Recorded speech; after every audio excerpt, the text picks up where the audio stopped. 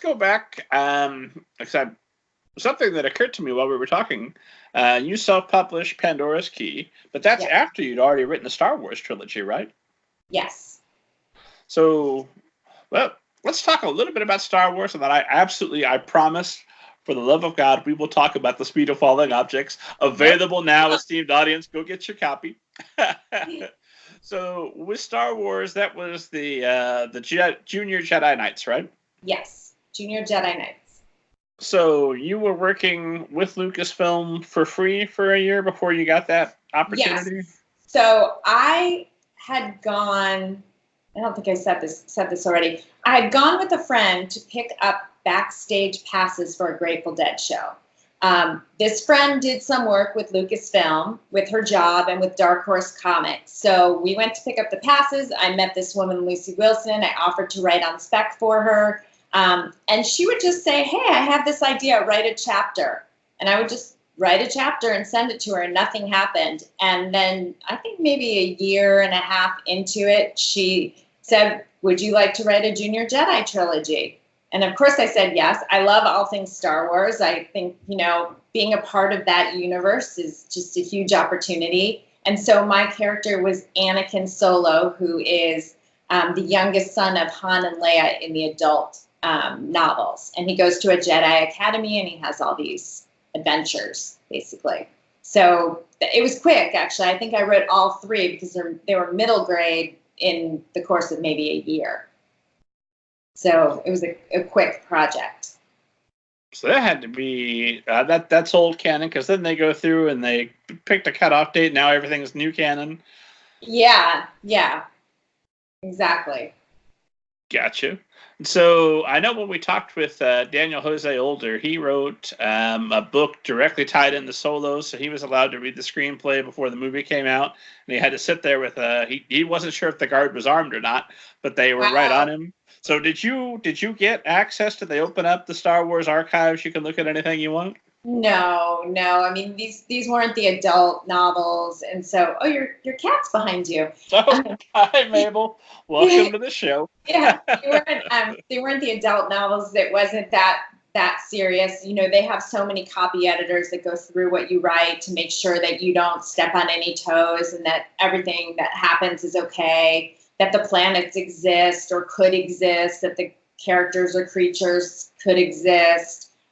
So no, it wasn't. I wish that would have been super fun, but it wasn't like that. I would go to the ranch. I would meet with Lucy. I would have lunch sometimes, and then I'd go off and write. And so, were you just, okay, well, you get in there, and how much freedom and flexibility do you have on a project like that? Because obviously you've got to respect what's come before you at that point. Do you get to call the shots in terms of your own plot, or? Yes.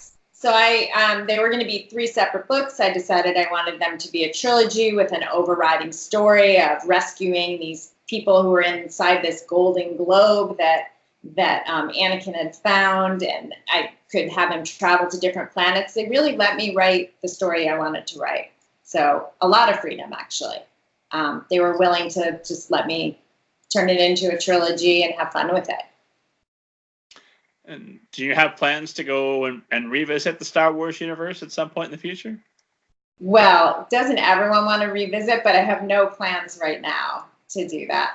So creating my own... I'll be honest, I don't, because I would be paralyzed with fear to be in that universe where so many fans know so many different things about it that I would prefer to create like a Star Wars knockoff. Right. Well, I think the adult ones would be really challenging.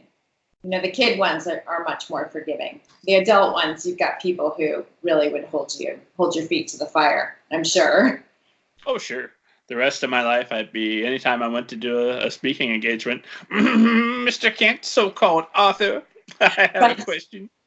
I do get funny notes every once in a while from kids who have read, who have very specific questions to ask them. They're very immersed in the universe, which for me is now, 15 or 20 years ago. So I'm not quite as immersed in the universe. I would have to go back and reread in order to be able to answer very specific questions.